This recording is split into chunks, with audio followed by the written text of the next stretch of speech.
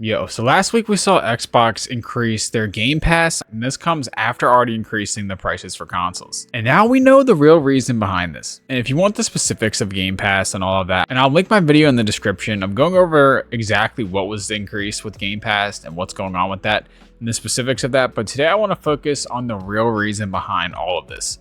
And that is the failure of Call of Duty. Now, for those of you who don't know, Call of Duty has been struggling a lot recently. And with Battlefield 6 dropping this week, they are in a lot of trouble.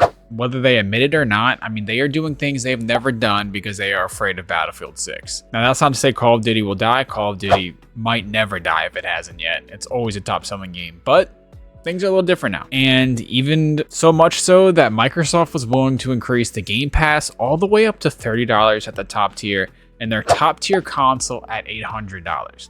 And keep in mind that this is a console that is 5 years old.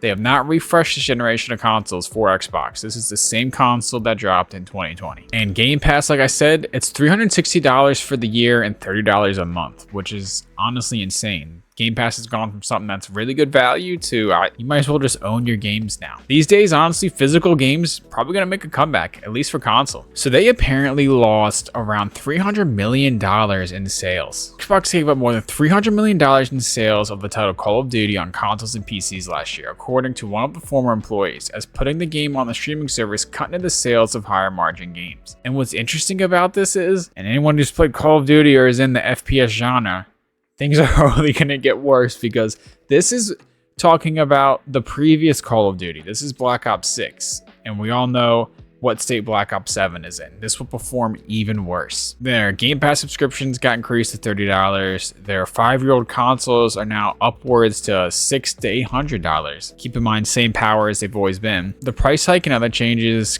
to the Game Pass plans are a sign that Xbox's big streaming push is not generating the revenue it would like, according to interviews with current and former Xbox employees.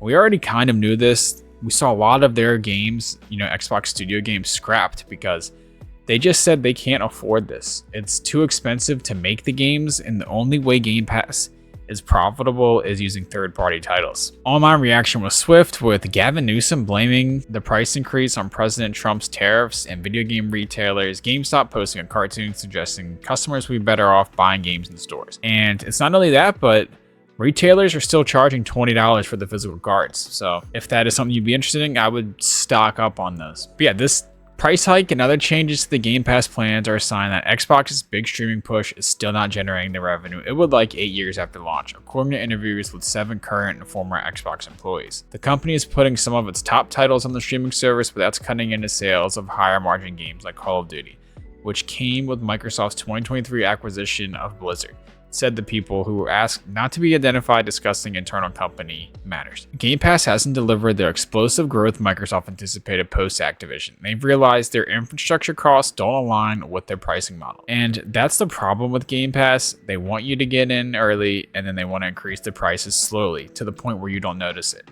And then after a few years, you're like, man, I was paying $10 a month, and now it's $30. Maybe it's 40 in a few years. At that point, you might as well just buy the game. Like Hollow Knight Silksong is $20, and the current upper echelon tier of Game Pass, which I believe you need to access all of the games and all of the benefits, is $30 a month. A spokesperson for Xbox declined to comment for this story. They have, however, responded to this. Over there, they did not respond, but the director of gaming and platform communications, Dustin Blackwell, said the Xbox Game Pass price hikes are never fun for anybody, but insists that more value is being added to Game Pass plans in a statement to The Verge. That's the problem, is their definition of more value is a few years old Hogwarts Legacy, the Ubisoft Classics menu or catalog, which isn't even the most modern games like Assassin's Creed Shadows won't be on that. This is just Ubisoft Classics, like older Assassin's Creeds, Ghost Recon, things like that. Those are now a part of Game Pass, things like that. It's hard to justify the value there, and this is just part of the bigger problem with the Game Pass. Microsoft has so much money, and they're ruining gaming with the Game Pass because they're able to just eat loss after loss with hopes that this eventually will turn to profit. The company has largely lost the race for dominance in game hardware to the PS5 and Nintendo Switch, which developed exclusive titles that proved to be extended hits with fans. Game Pass, which offers games for a monthly fee, is a potential growth vehicle for Xbox, one that offers steady, repeatable revenue. This is just part of the huge problem with Xbox. and their core, like at the very, very top, like Phil Spencer's beliefs that yes, gaming everywhere and streaming, that's the future. And it would be nice to be able to play any game on any device. That would be incredible. But the fact that they're so hard against creating their own titles, it's unbelievable to me. And I mean, PlayStation's done it over and over. That's why their sales are pretty much, they're almost 3-1 at this point with Xbox in its current state. And it's because they have ththose titles. Like Ghost of Yotei, I'm playing that right now. It's incredible. That game is so good. It just doesn't make sense to me. Like they're wrong over and over, and they refuse to say, you know what, maybe it's our fault. And that's just the problem. Like other entertainment companies such as Netflix and Walt Disney, Xbox launched its streaming service at a relatively low price. It cost $10 a month for over 100 games when it debuted in 2017. Those were all older titles. A year later, Xbox announced it would offer subscribers its own new games a day of their release for no extra fee. And this is what they try to do. They want to make it too good to pass up, so that way you get in, you start playing all of these games, they raise the prices, you're already invested. You have to ask yourself, do I keep paying the $20 per month, or do I just buy the game outright for 60, 70, whatever it is that you're playing? That's the problem with it. They want you to play multiple games to the point where paying for Game Pass seems like the better value move, even though it's not. And if you know anything about the current state of Call of Duty, they bought Activision Blizzard for a lot of money, and it is not in a good spot. I'm sure most of you have already known this, but for those who don't, Battlefield 6 is right around the corner this week, this Friday, October 10th, and Call of Duty's just in a really bad spot. I mean, this is for the Call of Duty hub as a whole, I believe is what this is. But these are Steam charts. I know COD fanboys will argue against these Steam charts because they don't understand numbers. But just so we're all clear, the point of showing off Steam charts isn't for the number specifically in itself. It's for the trends. That's why you show off Steam charts, because these are the only charts we have that are fully public. So the number that we're worried about isn't that the fact that it's 68K. The number that we're worried about is the declines, the trends here. So this is when the game launched for Black Ops 6 and the new iteration of Warzone. And then, see, this is released, and then I believe Warzone's right around here as well. So people are playing multiplayer, they're leveling up their weapons for Warzone. And then this little hike here is when they brought back Verdansk. For those of you who don't know, that's the Warzone 1 classic map during COVID. So, but after that, we saw a little bump after a steep decline. I mean, we're at 315K right here. And then, I mean, within weeks, we're already down 100K over. Before year's end, we're already below 100K. And then you see the little jump here. People come back for Verdansk, and then we go slowly back into decline, back even below further where Verdansk was. And this is kind of, the trends are always this way when Call of Duties are out. You know, they're really popular when they first come out, but it's a little different comparing it now when you have a live service like Warzone, which is supposed to be funneling players in throughout the year. And a big reason for this is just people are so COD fatigued. They're tired. A lot of people don't like these skins. Activision refuses to take a long-term approach with their game because these games print so much money now, but it's a little different when you have an actual competitor like Battlefield 6. And so the Black Ops 7 sales are going to be far worse than Black Ops 6. Like Black Ops 7 will sell worse than Black Ops 6, 100%.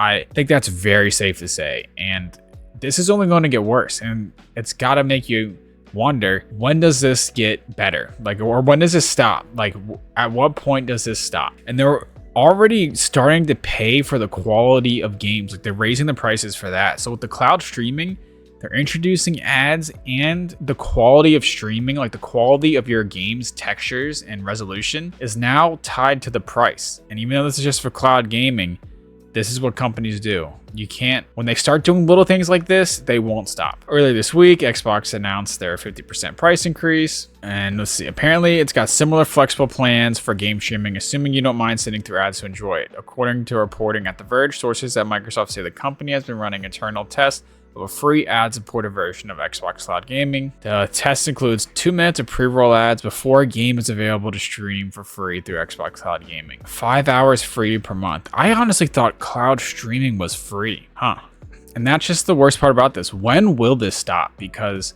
Call of Duty is not going to get better anytime soon as far as sales go. Black Ops 7 is in a really bad spot. They're changing the game on the fly. They're trying things they've never done, like removing skill-based matchmaking. Something that's been plaguing Call of Duty for years, 10 plus years. They added a playlist in the Black Ops 7 beta that has little to no skill-based matchmaking. So they're doing things that they've never done. Like, they're taking this threat of Battlefield 6 seriously, and it's because the sales and pre-orders for Black Ops 7 are very bad. As we can see here, Call of Duty Black Ops 7 is one of the first Call of Duty games to not top the PS5 pre-order charts days after announcement.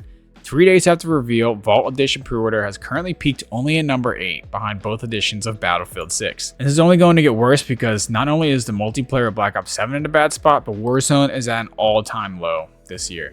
They brought back Verdansk here, and Verdansk was seen before it was brought back as like a lifeline. Like, this is our last Hail Mary attempt at the game, and if it fails, Warzone is going to be sunset eventually.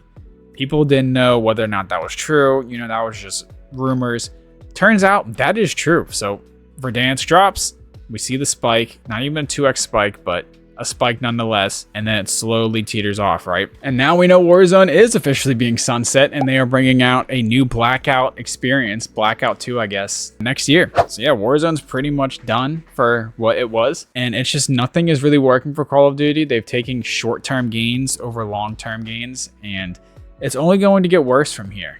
Modern Warfare 4 is what is coming out next year, and that game is using a new engine, and for the first time, Call of Duty will not be available on the previous gens. So Xbox One original and PS4 will no longer be able to play Call of Duty. This is something that they've hung on to for far too long, you know, because they didn't want to lose those initial sales.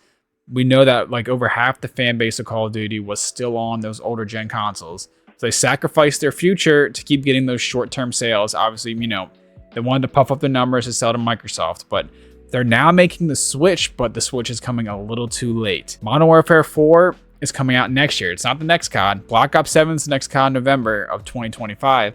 So November of 2026 is when we're going to get Modern Warfare 4. Either that or October. You know, they usually release late fall.